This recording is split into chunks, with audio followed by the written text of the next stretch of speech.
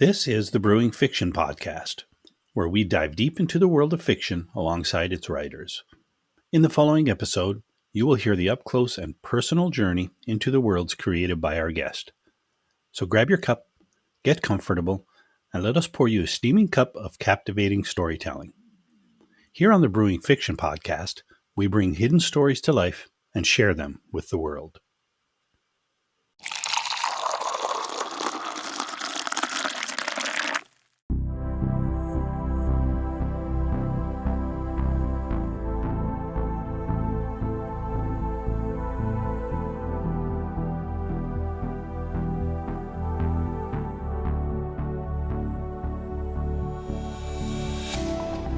Welcome to the Brewing Fiction Podcast. My name is Keith Leonard, and today I want to welcome back my co-host, H.R. Parker. Hi, Heather. Hi. Very happy to introduce a local celebrity of sorts, Mr. Devon Oman from Dead Prairies Productions. Devon, nice to have you on. Hey, nice. Thank you guys for inviting me on this. Yeah, Absolutely. We're thrilled to have you. So looking forward to the chat. Yeah. So we're going to jump right in, Devon, and as I always do, I put our guest on the hot seat so I can have a sip of tea or coffee. And normally we would call this the Author's Corner, but today we're going to call it Creative's Corner because you're more than just an author. You have a whole bunch of skills and stuff that we're happy to talk about today. So give us a little tidbit about yourself, and then we'll get into the interview and learn a lot more. Sweet. Sounds good. I'm Devon Oman from Swift Current, Saskatchewan. I'm a filmmaker and a horror nerd, you could say. I love anything with horror movies or Awesome. haunted houses and escape rooms and everything possible with horror movies I'm down for. I'm an animal lover, obviously, if you don't know who I am. I have one dog named Barry, and he's a Bernese mountain dog. He's a rescue. Oh.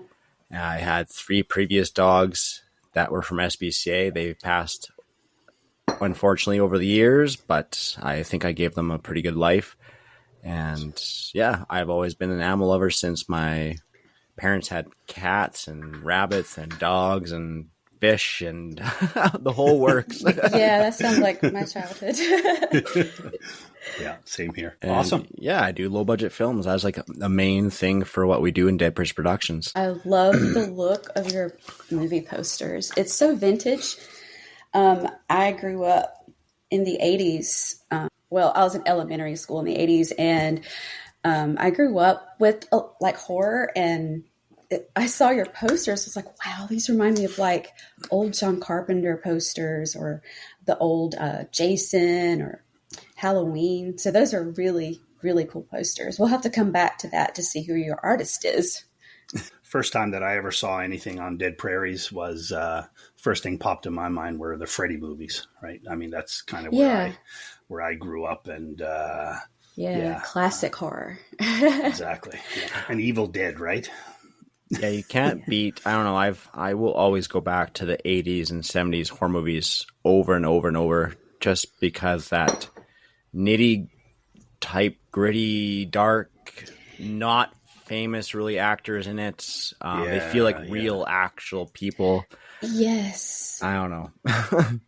That's what made Texas Chainsaw Massacre so scary to me because, it was based on a true story, but the way it was filmed, it was like you're there. Like it was almost like a documentary instead of a movie. It's so gritty and real looking, and I don't know. That to me, that's like the scariest movie that I've ever seen. Sure. Yeah, and it helps because they didn't really have gore in that movie even, but they made it so shocking that it was rated X, and there's not even 1 ounce of like gore, basically. Yeah. Right. Yeah. I think the horror part is a mental thing too, because you're imagining what's happening, Yep. sort of too. So yeah, really That's so great. True. That's exactly where the fear comes from. There's more in your mind than what anybody can put on a screen or in a book, right? Right. Alrighty. Take us back to when you started Dead Prairies Productions. It's been a few years already. It's wild how time passes by. Before Dead Prairies Productions, I can tell you a little bit of story. I did some filmmaking when I was a kid. I used my parents' film camera. I still have that camera to this day. In the bag and instructions and everything, still the same camera. I'd love to see a picture of that, man. You should post that if you haven't already. I found it. It still works. I'm like, wow, I'm keeping this till the end of the day. Indeed. But yeah, I started doing films with my parents, my brother, my dogs, whatever I can get my hands on, my action figures. Cool. And I was like, this is so much fun. And then in high school, I started meeting friends that were kind of into horror movies and kind of filmmaking. So I was like, let's do some $0 low budget horror films. And we were down making killer puddles and killer dolls and just the ridiculous ideas. And then outside of high school, I actually met a few more friends and we did a low budget horror film called Land of Terror, which is like 30 minutes long, is about $50 budgets. And we spent it mostly on duct tape. There's a story between that. There's we made a dummy out of duct tape for a stunt dummy. So instead of getting an actual person get hit by a car, we had a duct tape dummy. Oh, that's creative. Yeah, exactly. We threw a scarecrow costume on there and we had a car hit it. It was way easier. And then that's who I met through Land of Terror is Bob Taylor, and that kind of blossomed into Dead Prairies Productions. Actually, me and him started doing like YouTube stuff for spoofing horror films for $0, and then we're like, you know what, we should do a full length movie, and we watched a pretty cheesy movie called Bachelor Party of the Bungalow Damned by I think Trauma Entertainment did it. I'm sure we all seen that one. Yeah, 100%. Sounds like a classic. Yeah, I'm sure it made me laugh, and that's the main thing.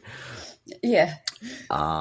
Watched that. We're like, oh, we should try to attempt to do a movie in Swift Current, because if they can do it, we can probably do it. And yeah, we were going to play the zombies. We were going to play the hunters because we didn't know anybody was going to join us. And I was like, let's make posters saying we want you and Uncle Sam as a zombie. And just to see what kind of buzz goes on with that. And me and Bob made some posters around town that caught attention. And then we got asked to be on the radio, and we're like, hey, we're looking for actors and zombies to be in this film. And it just like blew up. Like, we had Sastel, we had Shaw, we had like CBC, I think, involved talking to us. And it got wild pretty fast. That's amazing. And that was how long ago? Back in 2012 was the first film we did for Dead Prairies Productions, and it was Zombageddon 1. Gotcha. Look at that. So you have 16 films now, am I right? You are correct. We are on number 16. That is awesome. Probably really releasing the week that this podcast drops, I believe. It's what, May 11th, right? Yeah, May 11th. GOREphers Final Gnaw comes out. GOREphers. Awesome. I love that name. Thank you. So we're just a couple weeks outside of an event you just put off, right? The Silver Scream, I think is called. Yeah, that looked really fun. Yeah. So why don't you share what you've learned and how that went over for you? The Silver Scream escape room is actually like a haunted house, a horror movie, escape room, and live theater put into one. Wow. It was wild. Like, we did an escape room back in...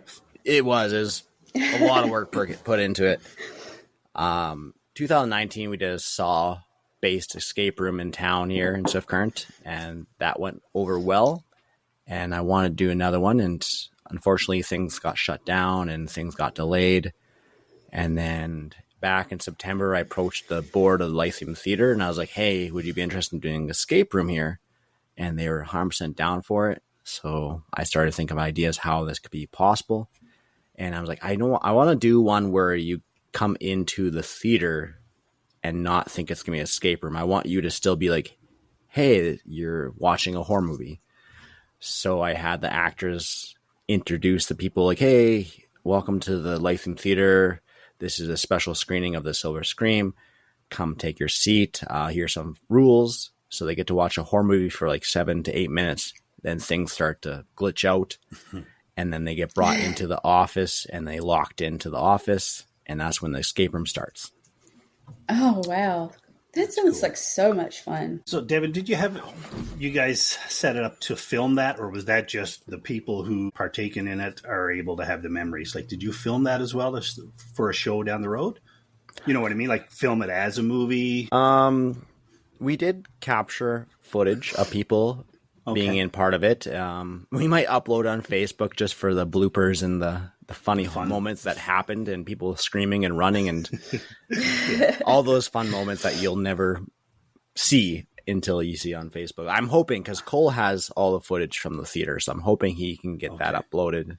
Because there's some classic moments that happened. Yeah. It'd be good to see. I mean, I know you guys sold out, so I'm sure there are others who did not have a chance to get there. And I think it'd be awesome just to be able to see a little bit of that footage now that it's gone. How about a revisit? Would you do it again? Or is it kind of one of those things, an escape room is once people talk about it, you can't do it again, right? I would do another escape room. I wouldn't do like the same venue probably. Like I like changing things up. Once this interview progresses more, I'm going to tell you that I'm not liking repeating events. I don't like saying the same thing over and over. I usually like to change things up for myself as a creative person, because if I repeat the same event, I know that my heart and my mind will not be into it. And then I know it's going to show and people are not going to be as happy with the product. Awesome. Right. Cool. Where did the name Dead Prairies Productions come from? It'd be a short answer, but nothing too crazy. It's basically we're making a zombie film, so Zombiegeddon, right? So you got Dead, and then we're living on the prairies, so it was like Dead Prairies Productions. Like, done. Sounds good. Very, very creative. Yeah, it works. And easy. And we didn't really focus on Dead Prairies Productions when we first started, actually. We were focusing on like the movies, like we were making Facebook pages for Zombiegeddon 1. We're focusing on that movie. And that was going to be like a one-off movie. And then we're like, you know what? Let's do another movie. And we did Swift Nightmares 1. And we made a Facebook page for that one too. And after that one happened, I was like, you know what? We should probably start focusing on the actual company, Dead Prairies Productions, so people know who we are more. So I made a page for Dead Prairies Productions after that one. And because we were called like, hey, you're the zombie guys. You're the Zombiegeddon guys. I was like, man, I want to be known for more than just Zombiegeddon, which is still cool, but for sure. You don't want to be typecast, so to speak, right? Oh, I like to be one thing. Yeah, exactly. Now I'm known for that horror dude, or the filmmaker, or that dude that made the killer balloon, or the GOREphers, or the zombie guy. So there's like tons of different names now for the filmmaking thing. Who does all your writing? There's ideas, and there's writing, then there's the script, and then there's the films. Want to give me all the list of names? Oh man, Zombiegeddon. Dead Prairies Productions is like a very skeleton crew, let's say. So I even have. How many of you? How many of you are on the crew? There's not a whole lot of crew. I fill in a lot of gaps. I even have some of my cast film. I'm like, hey, can you hold the camera? And then I'll operate the puppet. And then, we're super small. Like, it's wild. We don't really have a crew. We just kind of combine jobs into one. And that's fabulous. You wear many hats, right? You all wear many hats. So are you one of the writers, though? Oh, yeah. The last few movies has been my movies. I've been writing them. When we first started, it was like a few different writers.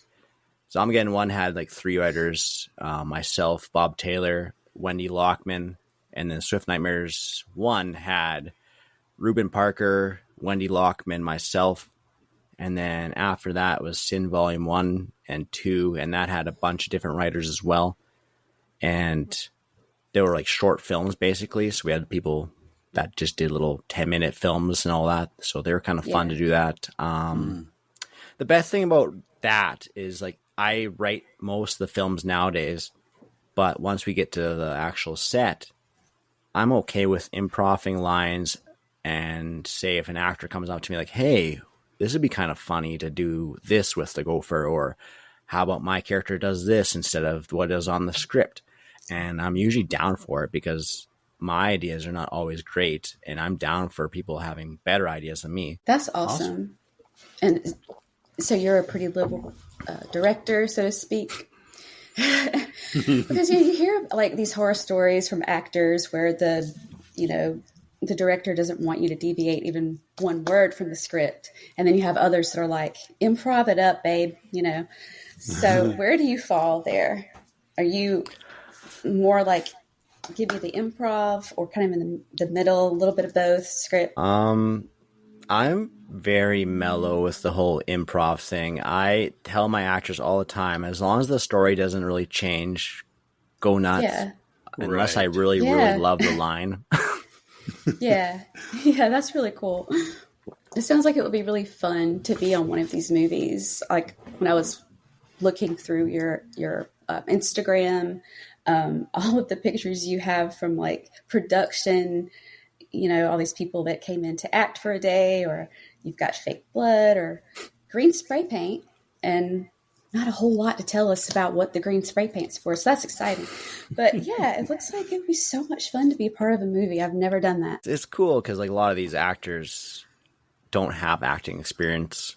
I usually just put a casting call on my Facebook pages, and people message me, and I'm try to fit them in the movie.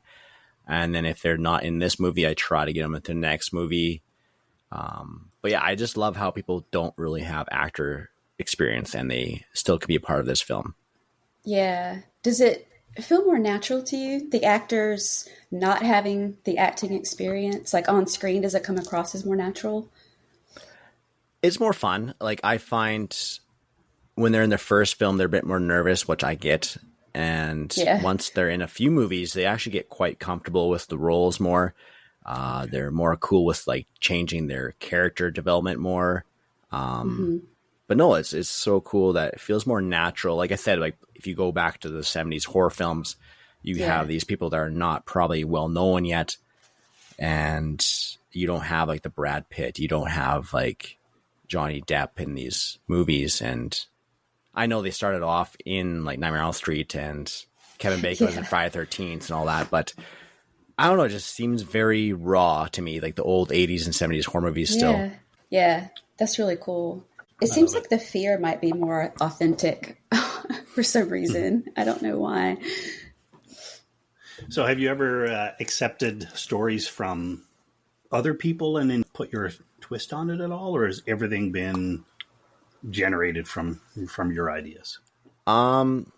Besides like the writers that have like did like Zomgan and Sin Volume 1, all those guys, like it definitely was like split, because I had some cool ideas for Zomgan 1. Bob Taylor did too, and then we got Wendy Lockman to come in, and then she made it a lot more smoothed out, and she had way better lines than what me and Bob had, because she's an actual scriptwriter, so she knew what she was doing more than what we were doing, but we also had that kind of comedy and horror knowledge, so it worked in that favor. But yeah, we've had a few different writers for different movies, mainly the Sin Volumes 1, 2, and 3, because they're like short films, and I threw it out there to people saying, hey, if you want to be writing a script for it, it could be like 5 minutes long, it could be 10 minutes long, go for it. So if you do accept a script, like would you adapt like a short story from an author who has like no screenwriting experience, for instance? It's a possibility. Like I usually try to tell people sometimes when we do ask for like scripts or ideas that keep in mind that our budgets are like super, super low budget, like $200 or less. So we don't have like the idea of like CGI monsters and like the most big explosions and car crashes and all that. We have like $200 or less. So it's like we're very limited what we can do. Yeah. Nonetheless, you certainly made a go of it with $200 or less, right? Again, Heather Brown Swift Current, Dead Prairies Productions, is fairly well known, and that's awesome. not only because of the genre and the films, but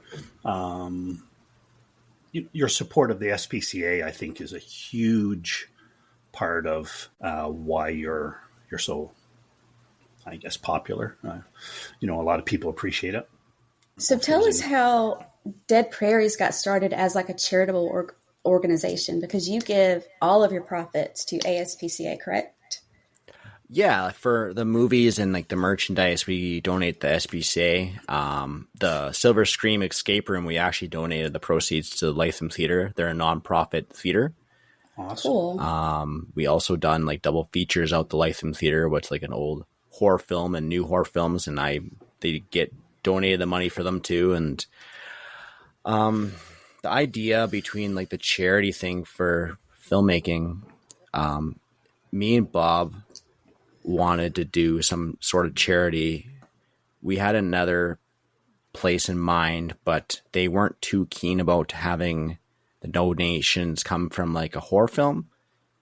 So they were kind of like, that's not kind of what we want to be associated with, which I get. Yeah. I can understand. So me and Bob are like, what else do we like love and appreciate? And we're like, okay, animals. We both love animals. So why not SPCA? And we talked to SPCA. They were 100% down for us donating money to them. And like I said, I've always been like a big animal lover since I was a kid. So it just made sense. That's Absolutely. Awesome. And you're in good company, because we are also animal lovers. And probably most of our listeners too. Have you ever written stories for reading enjoyment and not for filming? Heather and I are both obviously authors. We do a lot of microfiction and a lot of short stories. Have you written something that you knew you couldn't make for a screen, but have shared or would like to share? That's a good question, actually.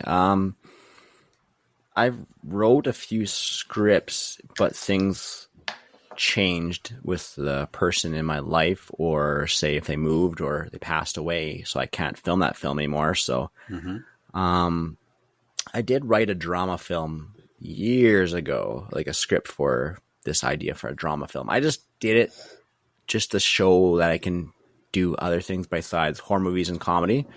Gotcha. Yeah. The creepy thing about that drama film, I don't know if I want to reveal too much yet, because everything in that drama film has come true in my life, just about. Oh dear. Okay. Oh. Yeah. So it's kind of concerning, but yeah, it's wild. Like there's some stuff in there that exactly what happened in my life and the tragedies that happened in my life. I was like, that's wild. Like it's wild how that exactly went down. And I was like, maybe I should not do this. Never writing again, right? Yeah, never doing a drama ever again. I was gonna say let's turn to comedy. Yeah. You have some kind of magic power with your words. Like once they come out, you're predicting your own future, or are you shaping your own future through your ideas? Very creepy. That in itself is a great idea. Threw me off, especially when I went to read it again. I was like, wow, some of this is so close to my life. I wrote it kind of about my life, but then everything came true, and I was like, ooh, this is getting really too close. Yeah. So my advice is this: I would be writing about winning the lotteries. Yeah. Let's do Good that. advice. Maybe I should do that next time. Yeah, maybe, right? What do you do for work? Like, I mean, you must spend a lot of time doing this. Do you have work beside this? I do, actually. I do videography for weddings and music videos and businesses, but my main job is a support worker for people with disabilities. Oh, fabulous. wow. Okay. Fantastic. I used to be a special education co-teacher. So I've worked with kids that have disabilities for years, and it's so rewarding. Oh, 100%. It changed my eyes quite a bit about this world, and It really does. it's The things that we take so for cool. granted, Oh. just normal everyday things, like just sitting down to be able to read and not have it look like a puzzle, Yes. or just getting up to walk, to go brush your teeth. I mean, little things. It really opens your eyes to a lot. And these experiences also, they have to come into our writing at some point, Oh, 100%. Like, even before I started working there, I'd meet different people and different situations. And I'm like, that'd be kind of interesting to put into a script. But yeah, working with people with disabilities has changed my eyes on the whole world. Like you said, it's like the simple things, even like, hey, let's go for coffee. Yeah. Some of them aren't able to do that. So like, these simple things to us, we take we take granted for. Like, we were like, let's go for coffee tonight. Yeah. Cool. I was not aware, but that is, so you got a big heart, right? I think so. Yeah, it sounds like you seem really to have a very big heart. You do. Yeah. Thank you. Well, can we turn to GOREphers for a little bit here? I mean, again, for sure. we're gonna be dropping the podcast right around the release time, and maybe there's things you'd like to share, get people pumped up, and why don't you give us a little bit more insight into what's happening there and what will happen? Oh, for sure. GOREphers Final Gnaw is the third one in the franchise. The reason I didn't call it GOREphers 3 is part of the storyline. You'll be seeing it in the storyline. Okay. I was like, how can I avoid calling it numbers 3? Because I find if you get to that numbers, people are less likely to come to see the showing because they've never seen the first two. So I was like, how can I... Clever. Yeah. That is clever. I notice that a lot with movies and horror movies, especially, is that once you get those higher numbers, people start to like, do I really want to see the third one? And I have never seen the first two, and I'm like, I need to change this up. And plus, I need to change it up too. I was like, I don't want to repeat the GOREphers over and over and over. And if it's gonna be the final one, I want something different. Yeah. So, GOREphers, the first one was in 2015, and then I made a sequel in like 2018, and I was like, gonna write another one, and then stuff happened again in my life where my friend passed away, so I was gonna have her in the film, and that just didn't work out. My good friend had to get rid of her business, and that's where we're gonna be filming a location too. It takes place after GOREphers 2, so we're like, oh, great. How can I film in a building that's not there anymore? And having somebody move, my other person I knew moved away. So I was like, this whole script is going to be kiboshed, basically. I was like, I just gave up. I was like, stopped it. I still have the whole opening still on my computer of the original GOREphers 3. Yeah. And I was like, I still love the idea of it. But I have to change it up, obviously. And after filming Swift Nightmares 2, I was like, I think I have a cool idea for GOREphers to bring them back. Something different, and it's a neat idea. And I started writing the idea for it because I do like the GOREphers movies a lot. They're fun. They're silly. They're just so dark. Working with the puppets are just so hit and miss. It's love and hate relationship with them, because I was like, I have to have a little, I think they're in the background even. They're up there. Yeah, they're up on the shelf upstairs. Who does your puppetry? Like, who does your puppet work? Like, actually makes your puppets? Oh, like I said, Amazon, and I'll show you. Oh, okay. Oh, yay, we get to see. Indeed. We'll do some I pictures. thought you might we'll have post... some sort of artisan puppets or something. Like Awesome. Look at that. That's where the green paint is. That's what it was for. The green paint that I saw. I was like, what is that? Okay. That is so cute. So for the listeners out there, you can actually see the gopher we're looking at right now on the cover, I believe, of GOREphers Final Gnaw. I believe that's on that poster, right? Yes. So yeah, like these are just like Amazon puppets, basically. And I just threw a bunch of green stuff on them to make them more zombie mutant type. I love it. So can you see GOREphers, the Final Gnaw, without having seen the other ones? that's the best thing about this one is yes, you can. Okay, awesome. I was going to ask that because you mentioned that, so I was wondering, if you could do that. Yeah. So that's cool. That's cool. I'd still recommend checking out the first two because number one was a blast. It actually went to Toronto Film Festival for Terrible Fest, it was called. It was online, COVID days, so everything was online. Yeah. And I got to watch it online with a bunch of these different filmmakers and all that. That's and people that are watching these. I was nervous. I was skeptical of watching it. I was like, holy moly, this is not my Swift Current friends. This is not like people that I really know. Right. So I was like, these are filmmakers. So I was nervous to watch it. So tell us about that festival, the Terrible Fest. I remember seeing that on your IG page. Yeah.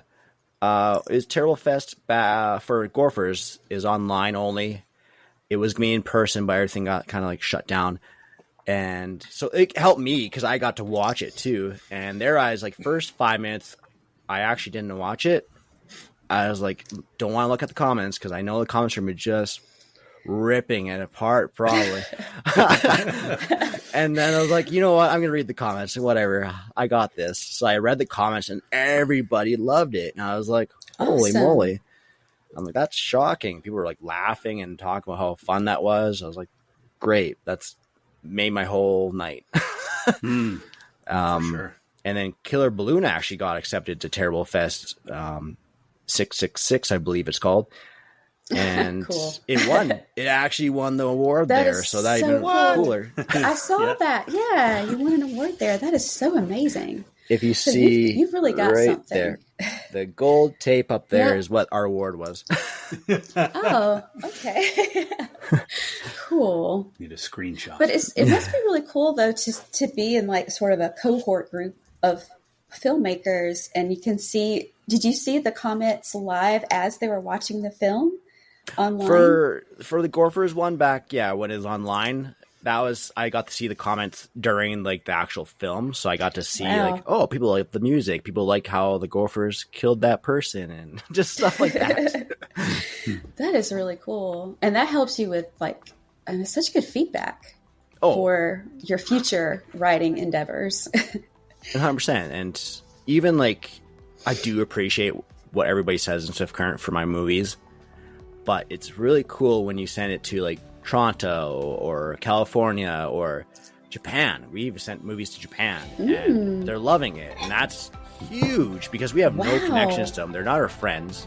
So they're being honest, I think. Honest. Yeah, that's what I was about to say. It's an honest reaction. That is so awesome. That concludes part 1 of our chat with Devon. Join us on the next episode when he talks about the unexpected success of his movies and just how much he has donated to the local SPCA and other nonprofit organizations. Also, we talk a little about what the future holds for him and Dead Prairies Productions, including the release of the 16th movie, GOREphers Final Gnaw, on May 11th, 2024. Stop by the podcast homepage for links to today's guest and to see what else is brewing on the Brewing Fiction podcast. You can find the links in the description. And don't forget to click the subscribe button to be notified whenever a new episode is released.